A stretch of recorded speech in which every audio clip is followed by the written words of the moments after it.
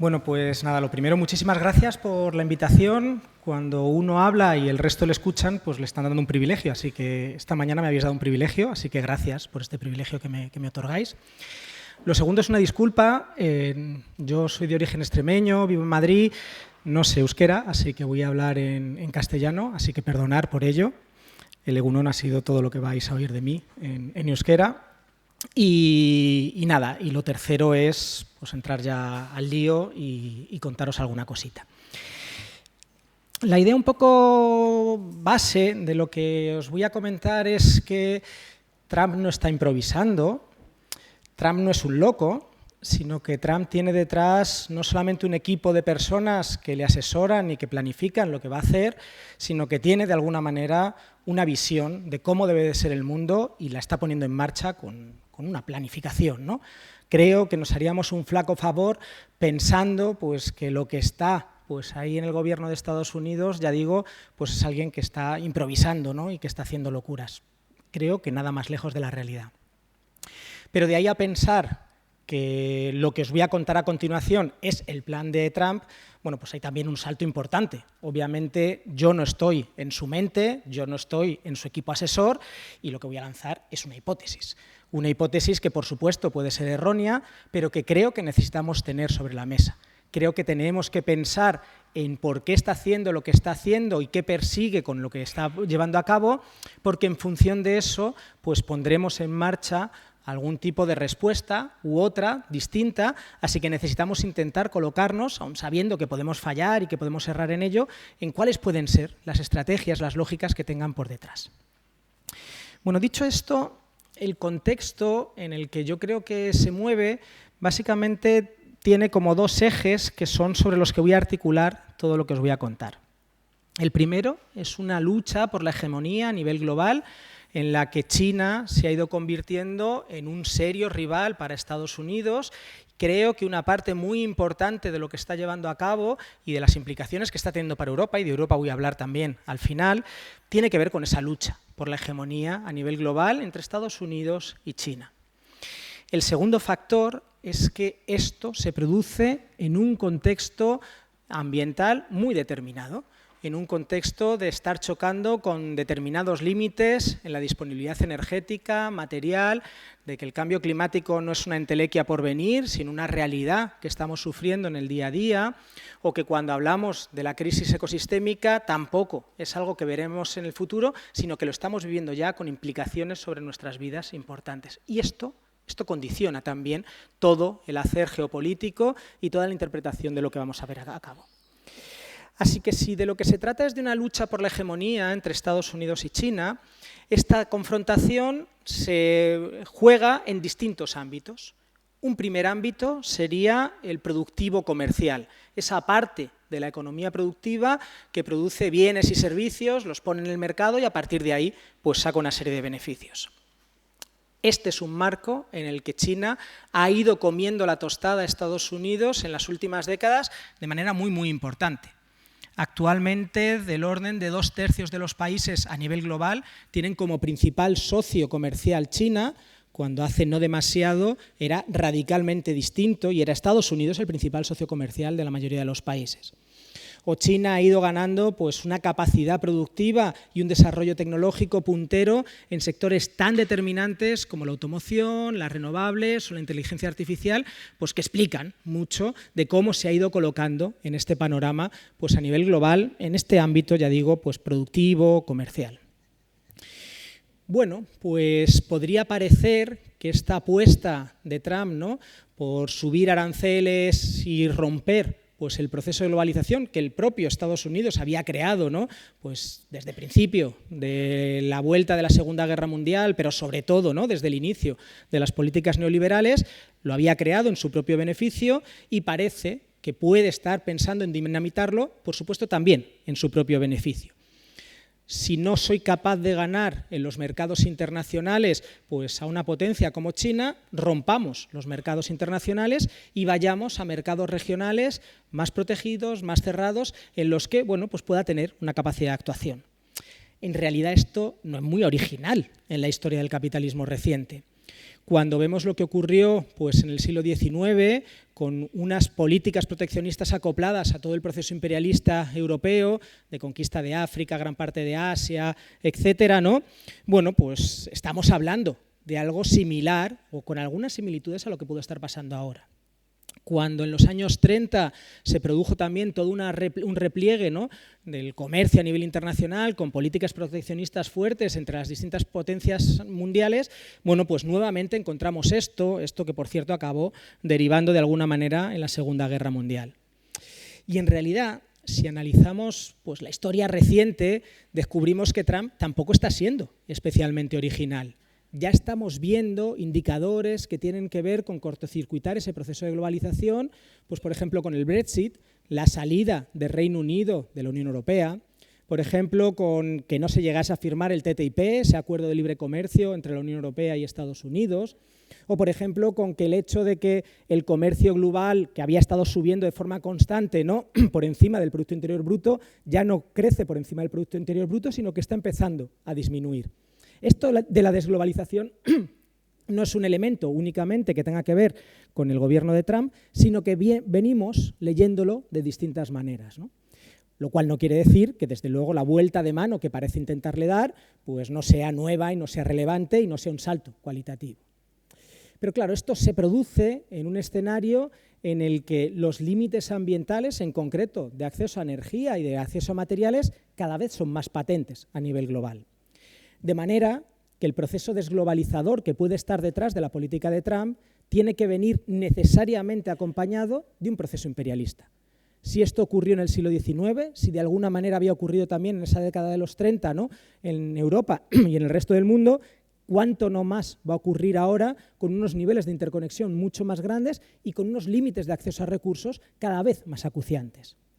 Por eso no se pueden entender las políticas arancelarias del gobierno de Trump sin, a la vez, pensar en lo que está ocurriendo en Groenlandia, este intento de apropiamiento del territorio, en lo que está ocurriendo en Ucrania, una negociación por la paz a cambio de los recursos pues, de ese país, ¿no?, en lo que ocurre en la República Democrática del Congo, de forma mucho más callada, pero también una presencia muy fuerte del gobierno estadounidense.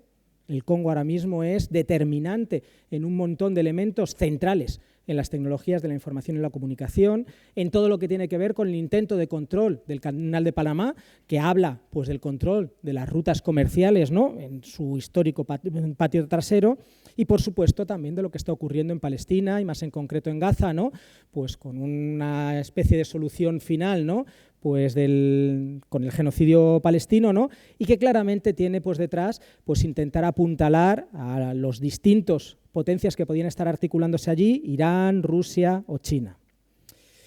Claro, poner esto en marcha no es en absoluto fácil.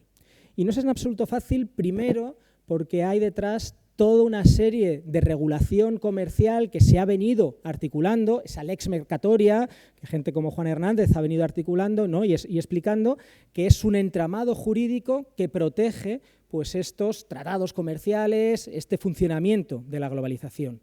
Esto que al principio, cuando Trump empezaba a decir que voy a subir los aranceles un no sé cuántos %, ¿no?, pues parecía que no jugaba ningún papel. Sí, sí que juega un papel, y de hecho desde el propio interior de Estados Unidos pues están habiendo pues, movimientos jurídicos pues, para impedir que esto se lleve a cabo.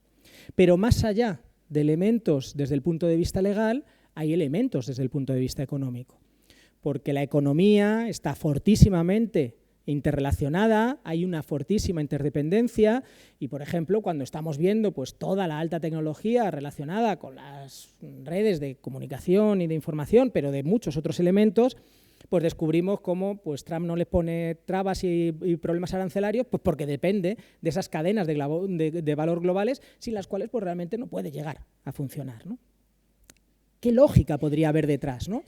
Pues la lógica que podría haber detrás es, bueno, es verdad que vamos a perder todo el mundo, ¿no?, en un proceso de desglobalización, pero a lo mejor la lógica es a ver quién pierde menos, a ver quién de alguna manera tiene la capacidad, pues porque tenga recursos dentro de su territorio, y qué duda cabe que Estados Unidos, a pesar de esas necesidades imperiales, tiene una riqueza de recursos, por ejemplo, muchísimo mayores que los de la Unión Europea, a ver quién tiene pues de alguna manera una balanza comercial más deficitaria, importa más de lo que exporta, Estados Unidos claramente importa más de lo que exporta, y a partir de ahí pues puede impulsar a medio plazo un proceso de reindustrialización. Esto no es sencillo, ¿eh? La reindustrialización no se hace a golpe de decreto, sino que se hace a golpe de rentabilidad del capital. El capital invierte en nuevas industrias y considera que va a sacar beneficio, y si no, no invierte, y por eso está invirtiendo en China y no está invirtiendo en Estados Unidos. De manera que, bueno, las políticas públicas pueden jugar o desempeñar un papel en esto, pero no pueden, de alguna manera, impulsar ese proceso de reindustrialización. En cualquier caso, creo que es una jugada que está sobre la mesa, una jugada que, ya digo, tiene pues, posibilidades de fallarle, pues porque tiene en medio o enfrente pues esa lex mercatoria, pero tiene enfrente también pues una interconexión tejida durante mucho tiempo, y dentro del propio sector productivo estadounidense está viendo pues, respuestas, ¿no? y límites a esta historia, pero puede ser uno de los elementos que estén desempeñando un papel, ¿no? Un proceso de desglobalización que permita a Estados Unidos, ya que no lo gano pues la partida a nivel global, pues bueno, pues ganarlo dentro de mi patio trasero, ¿no? de lo que podría ser mi área de influencia y demás. Este proceso, en cualquier caso, y si miramos desde el punto de vista ambiental, es un proceso que tiene una cierta lógica, y no digo que esto sea parte del plan de Trump, ¿no? pero que tiene una cierta lógica. En la medida que tenemos pues, el acceso a lo que nos permite mantener este flujo maximizado de materias, de información, de personas a largas distancias, en poco tiempo y en grandes volúmenes, y lo que nos permite esto es el petróleo, grandes cantidades de petróleo, no tenemos una forma de manejar, ya digo, volúmenes tan grandes transportados sin una fuente energética como el petróleo, ninguno de los demás combustibles fósiles nos lo permite, ni las renovables nos lo permiten. En la medida que tenemos problemas de acceso al petróleo, luego volveré sobre esta idea, bueno, esta estrategia de desglobalización y de mercados más regionales y economías más de cercanía tiene, pues de alguna manera, unas posibilidades de irse imponiendo y de tener unas posibilidades mayores de desarrollo, y quien empiece antes en mejores condiciones podrá estar. Así que, aunque esto no forma a buen seguro parte de la estrategia de Trump, puede ser un elemento que le ayude dentro de ese proceso. Así que, primer espacio de juego, esto que tiene que ver con la economía productiva. Segundo espacio de juego sería todo lo que se desempeña en la economía financiera. En realidad, la economía productiva y la economía financiera no son dos cosas separadas que funcionen de manera autónoma, sino que están profundamente imbricadas y relacionadas. Los voy a separar simplemente como para intentar entender un poquito más el funcionamiento, ¿no? y la estrategia de Trump, pero repito, esto funciona como un todo dentro de la economía global. La economía financiera, como bien sabemos, es esa que no pone bienes y servicios en el mercado para sacar un beneficio, sino que especula pues, con capital en forma de dinero, pero también en otras formas, pues, para sacar a partir de ahí unos beneficios que en realidad extrae de esa parte pues, más productiva, ¿no? Bueno, al igual que en el plano productivo China ha ido ganando claramente la partida a Estados Unidos en las últimas décadas, esto no ha ocurrido en el plano financiero. En el plano financiero, Estados Unidos sigue siendo claramente la potencia hegemónica y es donde fluye el grueso del capital a nivel global que se mueve en los mercados especulativos. Y no solamente es una potencia hegemónica desde el punto de vista financiero, sino que este elemento es absolutamente central para el mantenimiento de la economía estadounidense. Estados Unidos importa más de lo que exporta y gasta más de lo que ingresa. Tiene déficit comercial, tiene un déficit financiero muy importante ambos dos, y la forma que tiene de enjugar esos dos déficits es por la entrada de capital internacional, una entrada masiva de capital internacional.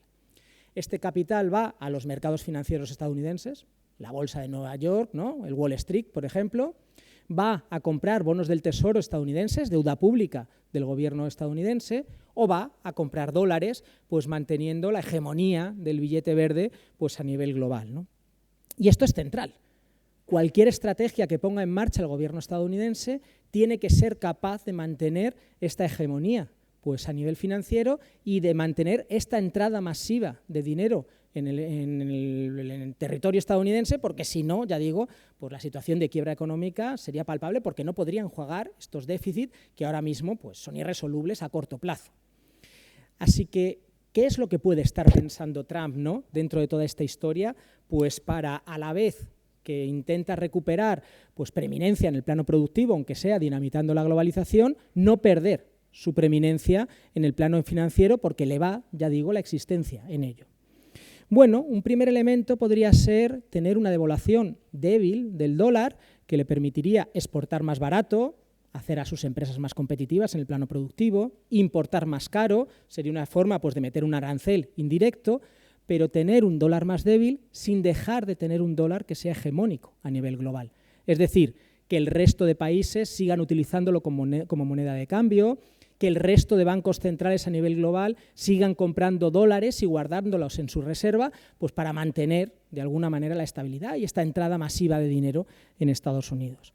Bueno, pues aquí los aranceles pueden estar desempeñando también un papel. Una de las cosas que estamos viendo en los últimos meses es que Trump anuncia aranceles y después anuncia negociaciones sobre esos aranceles. No sabemos exactamente qué está dentro de esa mesa de negociaciones, pero podríamos suponer que uno de los elementos centrales de esa mesa de negociaciones es, mira, en vez de colocarte un arancel del 50%, te lo voy a colocar del 30%, pero a cambio tú vas a comprar dólares, vas a comprar deuda pública estadounidense y de alguna manera vas a sostener pues, esa hegemonía financiera que tengo como Estado, que es absolutamente central para mantener los equilibrios presupuestarios y que a la vez pues, es un elemento central, ¿no? Pues de mantenimiento hegemónico a nivel global. Probablemente no es lo único que esté en las mesas de negociaciones, probablemente también está, pues me vas a comprar armas, ¿no?, a mis empresas o vas a utilizar pues, el desarrollo de mis empresas de tecnología, ¿no?, pues dentro de tus entornos, ¿no?, y no les vas a poner trabas, esto seguro que está ocurriendo dentro de la Unión Europea, ¿no? Así que una estrategia puede ser esta palo, zanahoria, ¿no?, como elemento negociador que permita mantener esa hegemonía financiera. Creo que puede haber más elementos ahí, pues intentando desempeñar un papel, ¿no? La economía financiera es una economía tremendamente miedosa, en la que tú inviertes en función de que haya confianza y confianza en que ese valor se va a revalorizar. Se va a revalorizar probablemente no a largo plazo, sino a corto plazo, en el próximo día, en las próximas horas, en los próximos minutos, en los próximos segundos, ¿no? Para a partir de ahí pues, hacer procesos especulativos, ¿no?, a partir de los que juega. Y la confianza es muy volátil. ¿Qué es lo que genera confianza en los mercados financieros? Pues algunas de las cosas que caracterizan a lo que estamos viendo en el gobierno de Trump, ¿no? Pues un gobierno fuerte, ¿no?, con estos valores como varoniles, ¿no?, como tremendamente agresivos, ¿no? Esto en los mercados financieros les genera confianza. Un poder militar potente, y qué duda cabe que Estados Unidos tiene un poder militar potente, el que sea pues, una potencia económica y que dispute ese rol, ¿no?, de primera potencia en el plano productivo, pero que lo tenga claramente en el plano financiero, ¿no? De alguna manera ese papel hegemónico a nivel global, ¿no?, que es una de las obsesiones del gobierno de Trump, sería uno de los elementos que permiten generar confianza en los mercados financieros y que haga que el dinero afluya a Estados Unidos. Una de las cosas que vemos de forma palmaria una y otra vez en cada una de las crisis financieras es que lo que busca el dinero son los valores refugio y esos valores refugio son los valores que le generan confianza y este puede ser uno de los elementos que está intentando desempeñar el gobierno de Trump para intentar sostener esa hegemonía financiera. En cualquier caso, igual que ocurría con la estrategia en el plano productivo, en el plano financiero no es sencillo que esto tenga éxito y no es sencillo que esto pueda llevarlo a cabo. Y no es sencillo porque el capitalismo y los capitalistas no son un todo homogéneo y que va todos a unas, sino que tiene también sus propias contradicciones internas y tiene también sus elementos de disputa y de lucha. Y qué duda cabe que ahora mismo en Estados Unidos estamos viendo una disputa entre esos sectores más ligados a la economía productiva con esos otros sectores más ligados a la economía financiera que están presionando y mucho para que las políticas del gobierno republicano se parezcan más a las políticas del gobierno demócrata que habían favorecido y que habían sido unas de las que habían caracterizado esa expansión de las burbujas financieras a nivel global y en concreto dentro del marco de Estados Unidos. Y esto está generando una presión importante al gobierno de Trump que puede poner en entredicho que sea capaz de llevar a cabo este tipo de políticas. Así que hay una disputa por la hegemonía en el plano productivo, hay una disputa por la hegemonía en el plano financiero, pero no son los únicos planos en los que esto se desempeña. También la podemos encontrar en el elemento cultural. Y esto se ha hablado en la presentación de la mesa que tenemos, de las jornadas que tenemos hoy, ¿no? No vamos a ser, o el gobierno, o cualquier gobierno no va a ser capaz de poner en marcha determinadas políticas y cuanto más rupturistas sean esas políticas, más dificultades va a tener si no tiene como poco una aquiescencia social o incluso pues, un empuje para poner en marcha este tipo de políticas. Yo creo que claramente lo que está intentando el gobierno de Trump es mover pues eso que se puede denominar el sentido común o las opiniones mayoritarias, ¿no?, dentro de la sociedad estadounidense, pero también de la sociedad mundial, no hacia la derecha, sino hacia la extrema derecha, utilizando de forma absolutamente descarada pues las redes sociales, pues lo que hemos visto con X o con Meta, o el intento de control de TikTok, ¿no? Pues encaja con esto, ¿no? TikTok, empresa china, ¿no? Y que para que siga operando en Estados Unidos tiene que ser controlada, ¿no?, pues por capitales estadounidenses. Tiene que ver mucho con esto, pero también claramente por una política que podríamos decir de propaganda por los hechos, pero propaganda por los hechos más brutales, ¿no? Una especie de, si se puede, descarnado, ¿no?, en el que no se corta en hacer deportaciones masivas, pues por encima de la ley, ¿no?, a lugares tan siniestros, ¿no?, como El Salvador, ¿no?, y esta cárcel, ¿no?, articulada por Bukele, lo que estamos viendo ahora mismo en California, ¿no?, y llevando allí a la Guardia Nacional, ¿no?, despidos en organizaciones con una importancia tan determinante para entender nuestro momento, ¿no?, como el NOAA, ¿no?, que monitorizaba todo lo que tiene que ver con el cambio climático, ¿no? Ya se ha comentado antes, ¿no?, pues todo lo que está ocurriendo en el desmantelamiento de la ayuda, ¿no?, al desarrollo por parte del gobierno de Estados Unidos, ¿no?, de la USAID, ¿no?, o salir fuera de la Organización Mundial de la Salud o del protocolo del Acuerdo de París que en realidad no es ni acuerdo ni nada, ¿no?, porque básicamente lo que se acordó allí en el cambio climático es pues, que cada país ponía las reducciones que quería y las cumplía si quería, ¿no? Claro, acordar esto y no acordar nada es básicamente lo mismo, ¿no? Bueno, pues ni siquiera de eso, ¿no? Y se sale también de esta historia, ¿no? Esto en lo que tiene que ver con su política interior, con proyecciones exteriores, pero claramente con una intención de que esto cale en el resto del mundo. Pues su relación pues, con gobiernos como el argentino, con gobiernos como el israelí o con el apoyo explícito, ¿no?, pues a la ultraderecha alemana, pues hablan de cómo esta proyección cultural pues de estos neofascismos o extremas derechas o como lo queremos denominar, ¿no?, pues claramente es una parte importante, fundamental de esta estrategia de mantenimiento de la hegemonía y de proyección cultural pues más allá de sus fronteras. El cuarto elemento, desde el punto de vista de dónde se juegan los procesos de hegemonía, sería el militar, porque qué duda cabe que la hegemonía no solamente es algo que tiene que ver con la economía o algo que tiene que ver con cómo son nuestros sistemas de valores, sino que es algo que se impone por la fuerza. Y esta es la principal baza que tiene Estados Unidos. Con mucha diferencia, es el principal ejército que existe en el globo y es un ejército que intenta reforzarse y que las políticas del gobierno estadounidense, pues de alguna manera, intentan que sea más fuerte. Por una parte, con esta fuerza y con este insistir con éxito en el aumento del gasto militar de sus aliados, y esto tiene que ver no solamente con aumentar pues, cierta capacidad de intervención a nivel global, sino que cuando hablamos de gasto militar estamos hablando de compras fundamentalmente a las empresas militares estadounidenses, que son las principales empresas militares que existen en el planeta. Es decir, estamos dando negocio a estas empresas que son las que están sosteniendo pues, este entramado militar industrial que está detrás de un elemento central de la hegemonía estadounidense. Cuando hablamos de la proyección militar, pues hablamos nuevamente pues, de esta base, ¿no?, estadounidense que ya se proyecta en Gaza, ¿no?, poniendo el pie en esa zona a nivel geopolítico global pues absolutamente estratégica, ¿no?, o con esta explícita, con esta apuesta explícita de que va a haber anexiones de territorios por las buenas o por las otras. Y viendo cómo se las está gastando en la política interna, pues no es descartable que podamos llegar a ver algún tipo de cosas de este tipo pues en Groenlandia, en el Canal de Panamá o en algún otro lugar en el que el ejército estadounidense una vez más se despliegue y tenga anexiones por la fuerza, haciendo gala pues, de su gran potencia. Hegemonía productiva, hegemonía financiera, hegemonía cultural, hegemonía militar y una última, y con esto terminaría el repaso, sería la hegemonía energética. Porque si nos miramos a nivel de la historia pues, del capitalismo, descubrimos que todas las potencias que han sido hegemónicas, todas ellas, han controlado las principales fuentes energéticas pues, que han estado disponibles en ese momento histórico. Y el caso de Estados Unidos no es una excepción. Esto se produce en un momento muy determinado. Lo decía antes, lo explico ahora un poquito más, ¿no?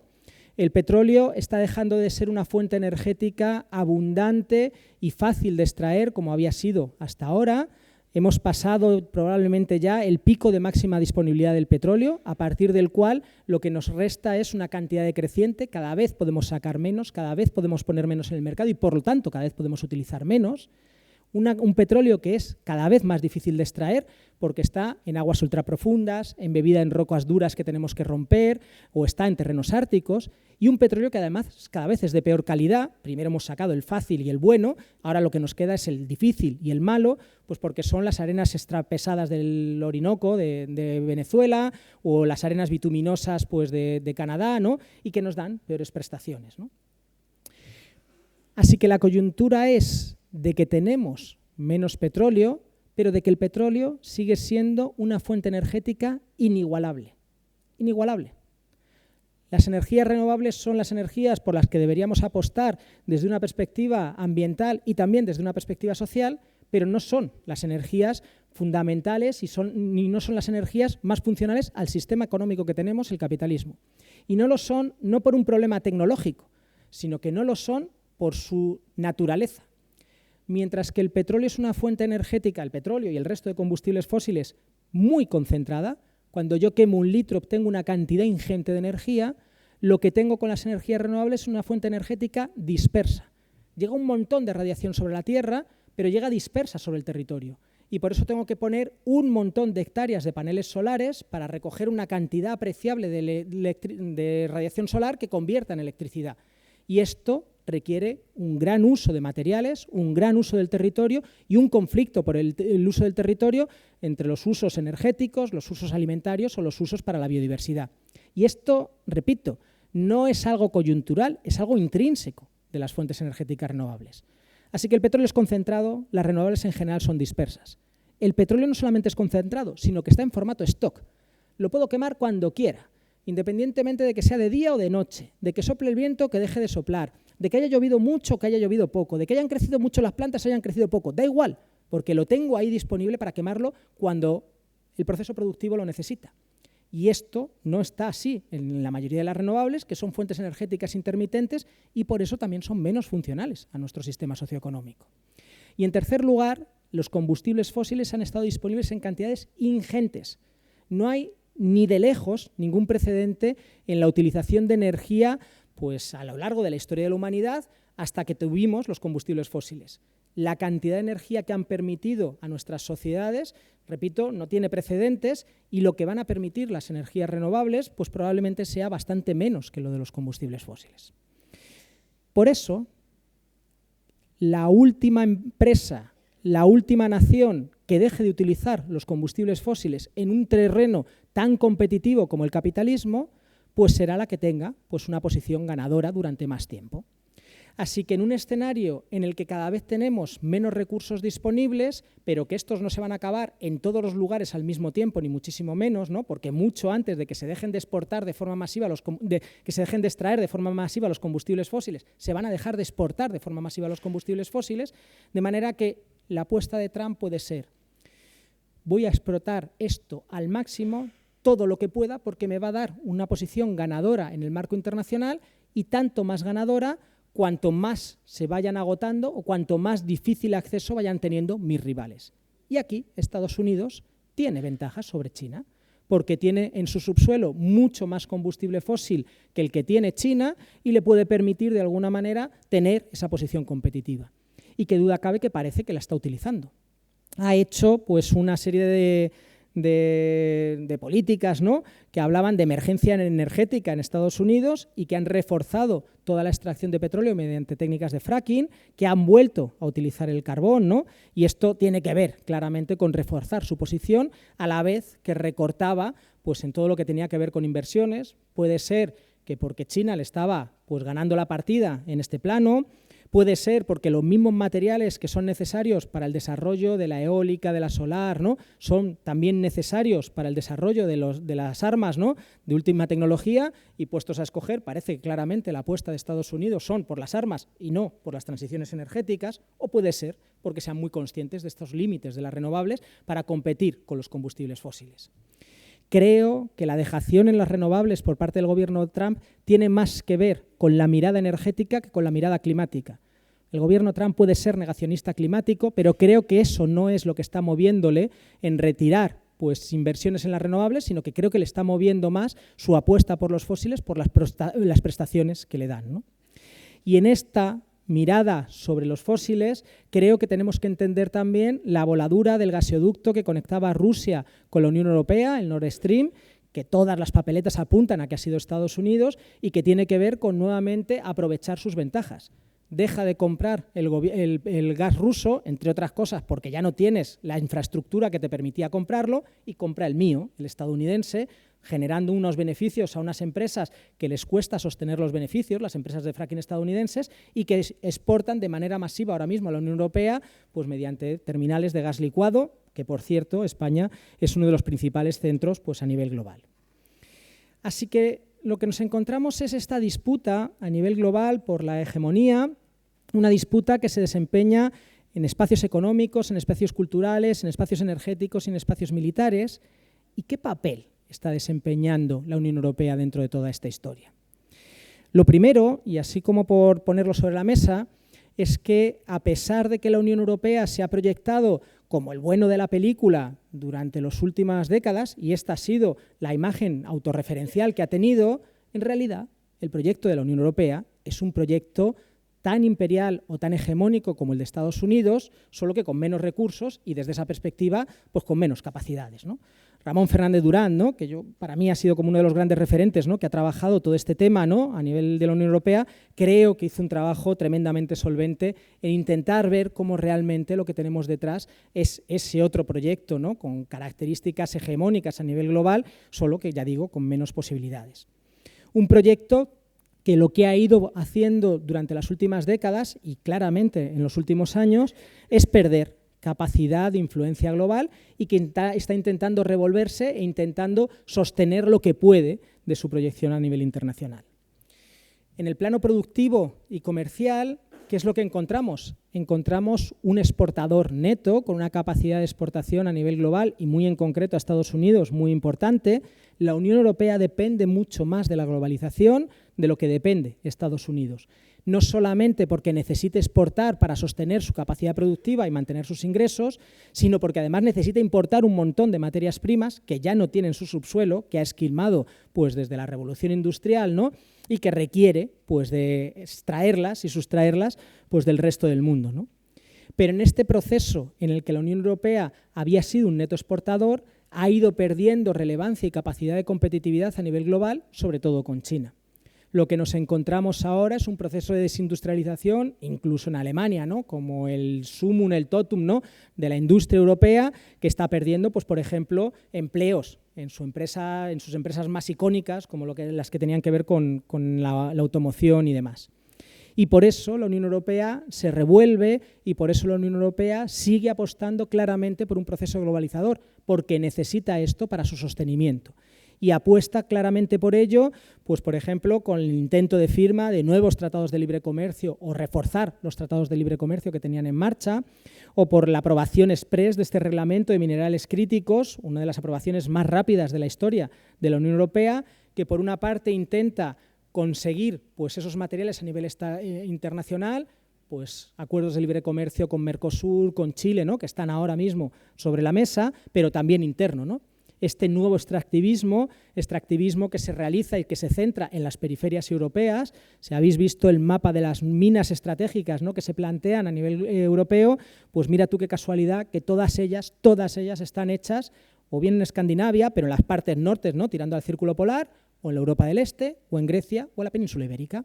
Las periferias de lo que sería la Unión Europea, que se convierten en los nuevos territorios extractivos para sostener, en la medida de lo posible, pues esta economía productiva.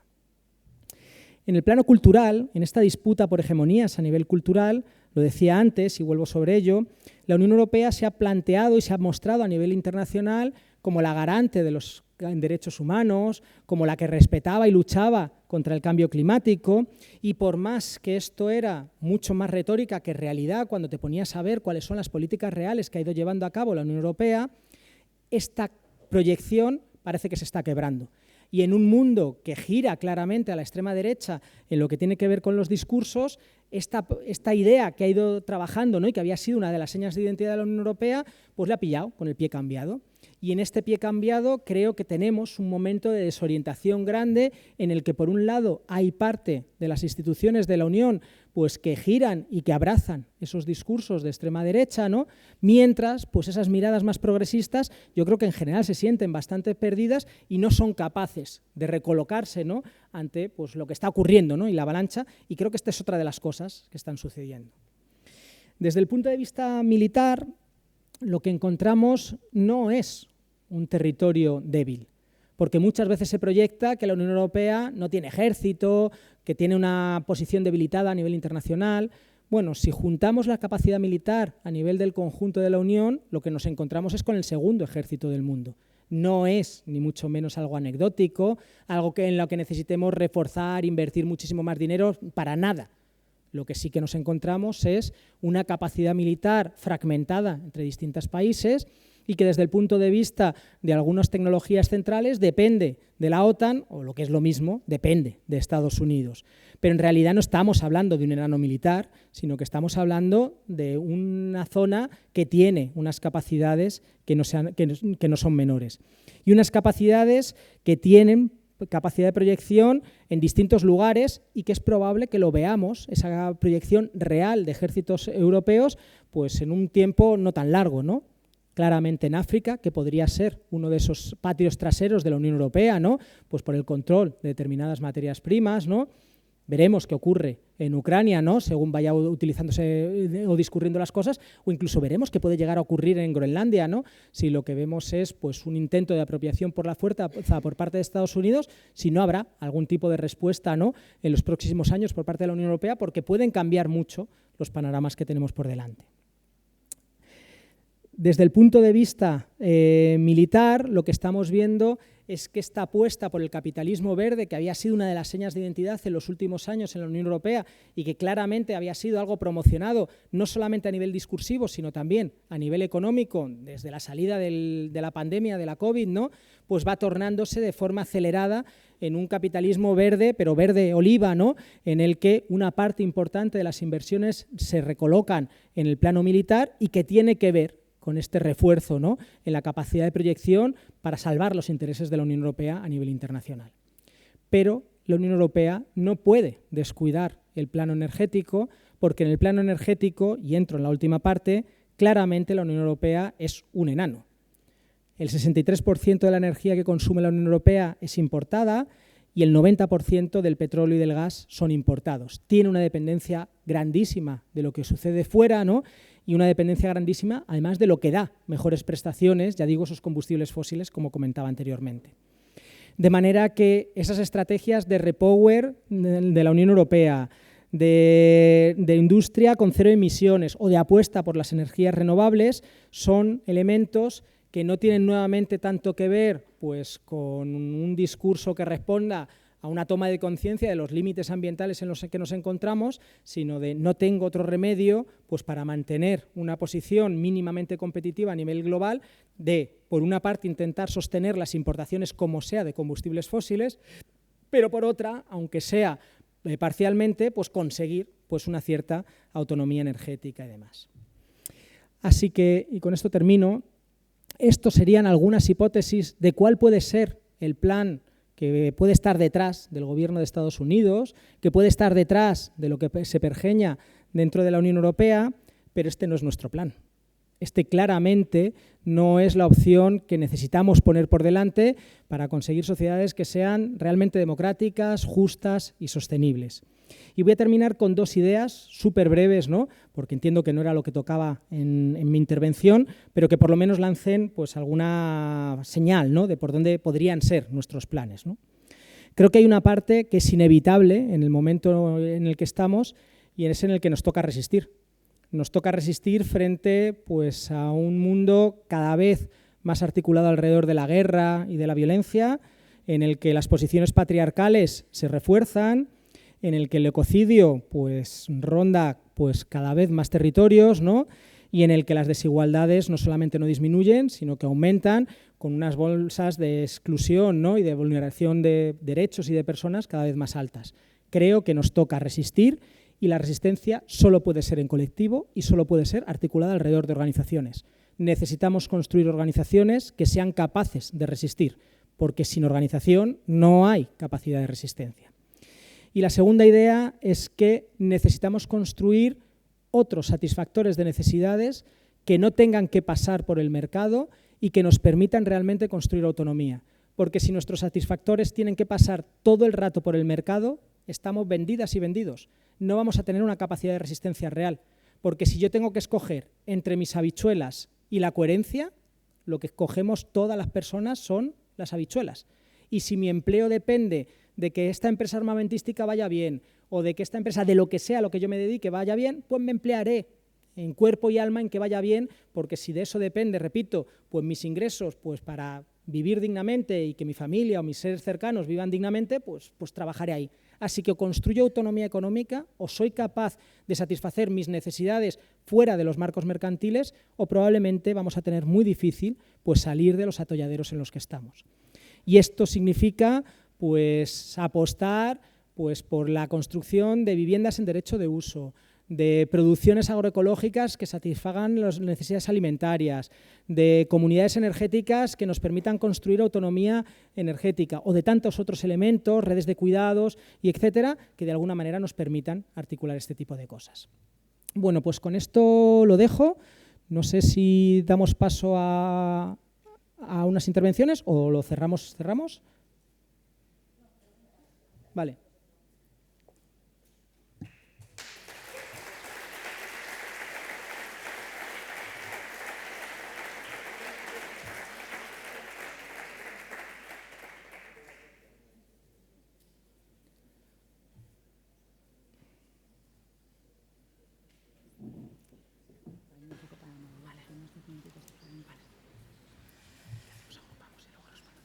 Igual lingo deuna bain da galderak bildu, lehen da bizi, nahi dunak aizko altxa eta biltzen ditugu hiruzpalau galdera eta denak batera erantzungo ditu. Decía que agrupamos 3 o 4 preguntas, si os parece, y luego la respuesta. Eskerrik asko.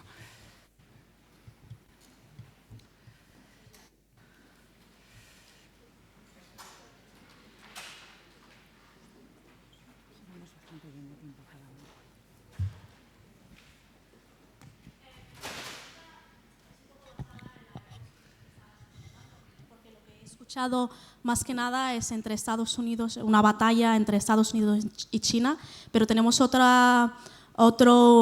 actor que es el BRICS, que no te he escuchado mencionar para nada. Luego también no he escuchado nada sobre que pueda que hay otro, bueno, que Trump sí es un loco y que vayamos a una tercera guerra mundial, y eso está basado en lo que está pasando en el este oriental y especialmente el tema de Irán, que no he escuchado para nada. Así que me gustaría si pudieras comentar en estos dos. Y luego, en el tema de energía renovable, o basado en la energía y la batalla puesto al petróleo, soy del Sáhara Occidental y estamos sufriendo de este tema más que nada, que Marruecos está invirtiendo un montón de dinero en energías renovables en el Sáhara y hemos visto el apoyo de Trump. ¿Tú ves cualquier otro... si ves cualquier conexión directa entre la posición de Trump, más allá de lo que él inicialmente mencionó, que está basado en una relación o en el reconocimiento o normalización de la relación entre Marruecos y Israel? Gracias.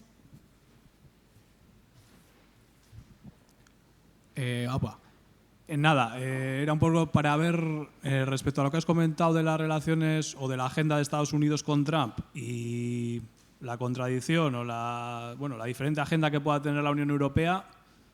O sea, ¿hasta qué punto puede haber una conciliación de una comunión de intereses en un momento dado, por mucho que ahora pues eso, Trump haya salido un poco de la agenda globalista y esté en este plan que tú has comentado?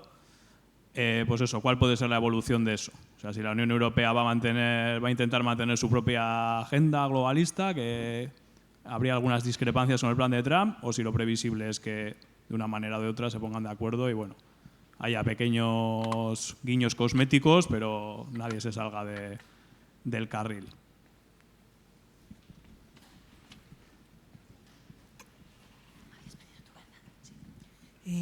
Buenos días. Quisiera aprovechar y preguntarte con relación tanto de Estados Unidos como la Unión Europea, la mirada sobre los procesos migratorios y la necesidad que tiene tanto Estados Unidos o la Unión Europea de estos procesos. Igual azkeneko galdera.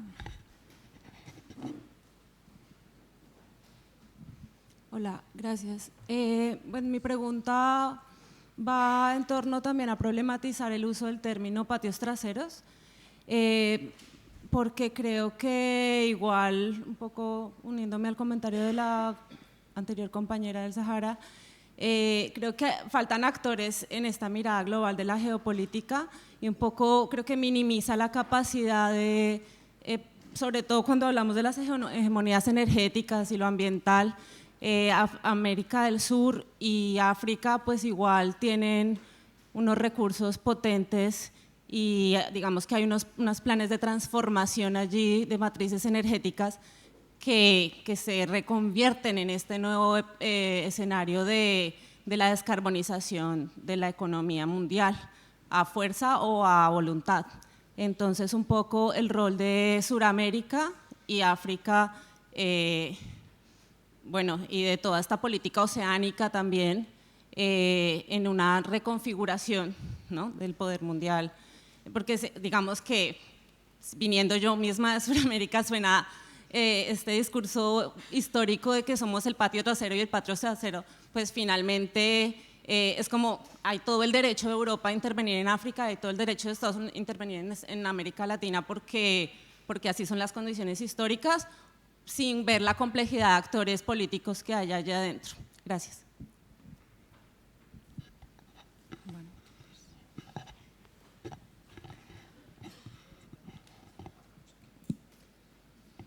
Bueno, pues varias ideas con esto y empiezo por lo último, ¿no?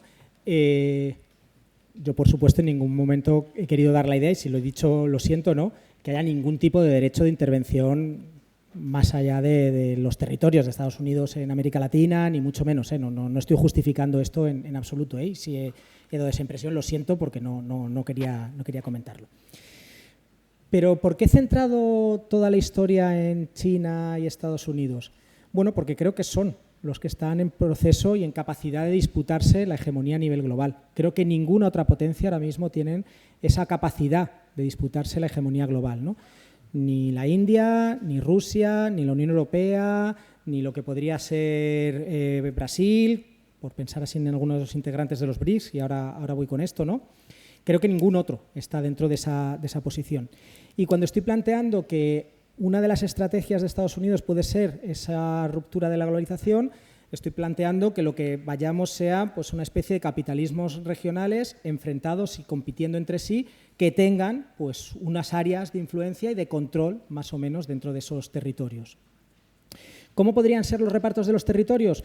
Bueno, pues creo que es algo totalmente abierto, ¿no?, en el que pues, África es un territorio rico en recursos estratégicos, comentaba antes el caso del Congo, pero no es el único, y ahora entro en el tema del Sáhara Occidental, ¿no?, que sería otro ejemplo pues, paradigmático, ¿no?, de esa riqueza de recursos, y en el que tanto la Unión Europea como Estados Unidos, como China, están moviendo sus intereses para intentar controlar pues, esos recursos, controlando política y económicamente pues, esos territorios.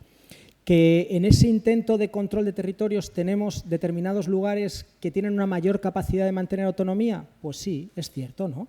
Probablemente Brasil, en el plano latinoamericano, pues va a tener una capacidad de mantener una cierta autonomía mayor pues, que otras regiones de América Latina, entre otras cosas por esa alianza que tiene con Brasil, con Rusia, con India, con China o con Sudáfrica, ¿no?, en los BRICS, ¿no?, que le permiten tener pues, también otro tipo de arrope pues, a nivel global, ¿no?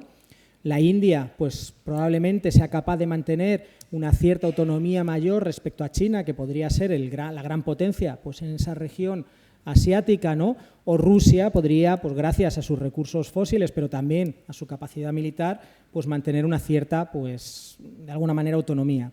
Pero probablemente lo que tengamos es pues, que Rusia entre dentro de ese área de influencia china y está, de alguna manera, trazando las alianzas con esa región, ¿no? ¿Qué le pueden pasar a algunos territorios de los que se han comentado concretamente, ¿no? Yo creo que el Sáhara Occidental ha tenido probablemente la desgracia de tener pues, reservas de fosfato como no quedan prácticamente en ningún otro lugar del planeta. Y el fosfato es ahora mismo un elemento absolutamente central en la agricultura. La agricultura industrializada requiere del aporte masivo a los suelos de potasio, de nitrógeno y de fosfato. Ese fosfato se saca a través de minería y ahora mismo, ya digo, el Sáhara Occidental es un terreno tremendamente rico pues, en este recurso. Para entender lo que está ocurriendo en el Sáhara Occidental y el movimiento pues, del gobierno español, del gobierno estadounidense, pues tenemos que mirar pues, esa geopolítica de acuerdos a nivel internacional, pero tenemos que mirar también mucho pues, esa apropiación de ese recurso central, ¿no?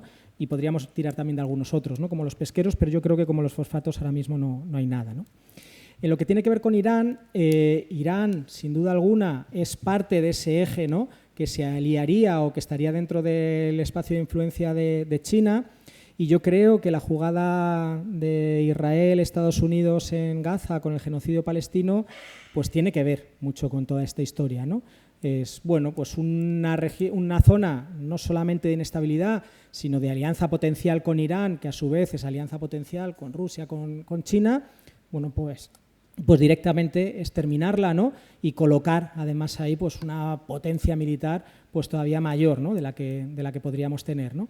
Esta región ya no solamente tiene que ver con debilitar a Irán, sino que tiene que ver con el control pues, de ese espacio petrolero fundamental que ahora mismo es central, ¿no? A la hora de pensar en la geopolítica a nivel global, ¿no? ¿Qué pasa con la Unión Europea? Yo creo que lo que Estados Unidos está planteando de forma abierta y clara es: se acabó esto de tratarnos como iguales o como semi-iguales, y lo que quiero es una Unión Europea supeditada explícita y claramente a Estados Unidos. Y lo voy a hacer dejando de tratarte como un aliado y te voy a tratar pues, como alguien que está por debajo, que tiene menos capacidades económicas, menos capacidades militares, que a nivel cultural va a bailarme el agua, y creo que es lo que está de alguna manera pues, proyectando claramente Estados Unidos. ¿Cómo termina esto? Pues vete tú a saber, ¿no? O sea, que yo no tengo una bola de cristal, ¿no? Para saber qué es lo que va a suceder, pero si tengo que apostar entre si la Unión Europea se va a plegar a Estados Unidos o se va de alguna manera a revolver, ¿no? Y bueno, pues plantear una política realmente autónoma, creo que se va a plegar porque creo que no tiene muchas bazas, ¿no? De plantarle cara, ¿no? Y ha dinamitado los puentes pues, con Rusia y China, que podía haber sido pues, otra posible jugada, ¿no? Y alianza que podía haber tenido. Pero de todas formas creo que esto está tremendamente abierto y veremos qué pasa, porque creo que va a estar como muy fluido lo que vayamos viviendo en los próximos años. Y por último, con el tema de las políticas migratorias. Yo creo que las políticas migratorias las tenemos que mirar mucho, no solamente por lo que tiene que ver con vulneración de derechos humanos, no solamente pues, por lo que tiene que ver con esas, bueno, con todo lo que eso implica, ¿no? para las personas, sino porque están desempeñando un papel central en la articulación política y de discursos, ¿no? Y que es un elemento pues, nodal de lo que podrían ser los funcionamientos de la extrema derecha, pero a la vez porque es un elemento también nodal para el funcionamiento de las economías. En sociedades cada vez más envejecidas, y nada apunta a que esto vaya a cambiar de ninguna manera, la única forma de sostener los aparatos productivos si la economía crece es con la entrada de personas, y si esas personas además entran con una desigualdad de derechos, es decir, en unas condiciones laborales pues de mucha más capacidad de explotación, pues mejor que mejor, ¿no?